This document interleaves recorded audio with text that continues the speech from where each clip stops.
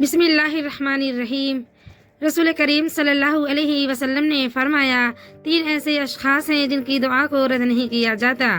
Number 1 عادل حکمران، number 2 روزے دار جب تک افطار نہ کر دے، اور نمبر 3 مظلوم کی دعا بادلوں کے اوپر اٹھا لی جاتی ہے اور اس کے لیے آسمان کے دروازے کھول دیے جاتے ہیں، اور اللہ تبارک و تعالیٰ فرماتے ہیں، مجھے میری عزت کی قسم میں تیری ضرور مدد کروں گا، اگرچہ کچھ وقت کے بعد ہی۔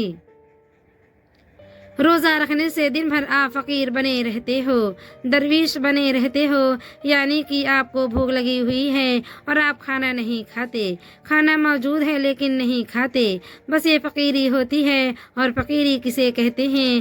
چیز حاصل ہو اور استعمال نہ ہو۔ نبی کریم صلی اللہ علیہ وسلم نے فرمایا، جس نے رمضان کے روزے ایمان اور خالص نیت کے ساتھ رکھے، اس کے پچھلے گناہ بخش دیے گئے۔ عام روزہ تو یہی کہ خود کو پیٹ بھرنے اور شہوت سے روکے، خاص روزہ ہی ہے کہ نظر، زبان، ہاتھ، پاؤں، کان اور تمام اعضاء کو گناہوں سے بچائے۔